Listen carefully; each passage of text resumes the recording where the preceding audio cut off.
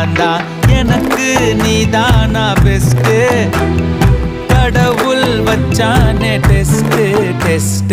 மாசம் வச்சே ஓவரா, இதுதான் லவ் ஃபீவரா. நான் என்ன பண்ணுவேன் நீயே சொல்லு ஈஸ்வரா. என் நெஞ்சில் பூந்துக்கிட்ட இப்ப நான் மாட்டிக்கிட்டேன்.